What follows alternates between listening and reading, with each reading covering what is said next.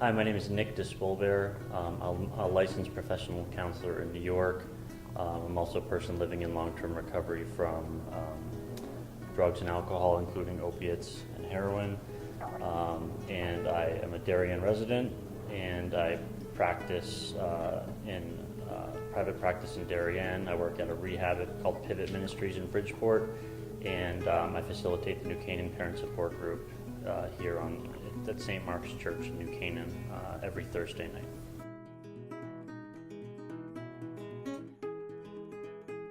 What we're seeing more and more of is that people need longer periods of time to fully get better.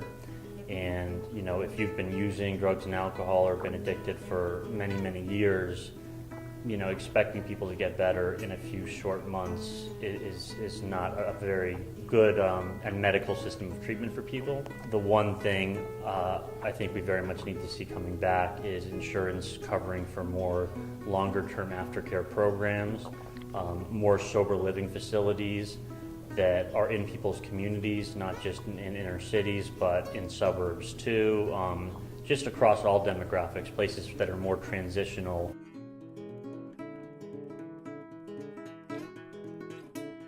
What causes people to want to abuse mind-altering substances?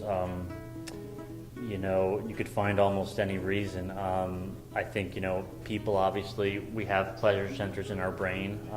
Those centers like to get overstimulated. Going back to when, man first crushed grapes and enjoyed that experience.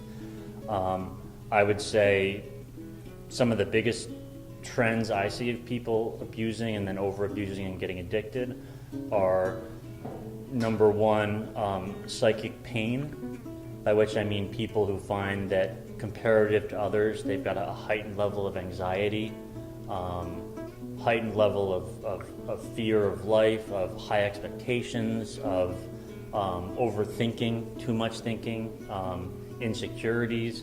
So on one side, you tend to have a lot of people who you would describe as high anxiety, people who are very nervous and are looking for something to calm them down so they can function. The other side of things, you see some people who are very adventurous, find life as it is kind of boring and want to really amp things up. And so a lot of those people will go for the stimulant drugs, cocaine and uppers and things of that nature.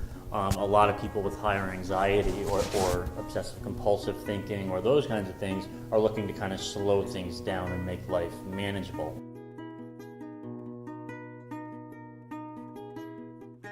We need more options, more publicity, more avenues of help, more places for people to just come and talk. This is one of those places. The vigil is another great one because it brings a lot of attention to the issue. You get a lot of attention, then sometimes things the dangerous things can kind of go back to normal. We want to just, after that happened, kind of say, okay, now what's next? What can we do to maybe bring a parent support group to another nearby community? Paul and the work he's done with people here has helped New Canaan have a much bigger asset for the community and for healing than even exists in some of the towns immediately surrounding us. So I think we just keep the conversation going. We keep the forums going. We keep parents involved. Stigma kills and shame kills more addicts than any single substance.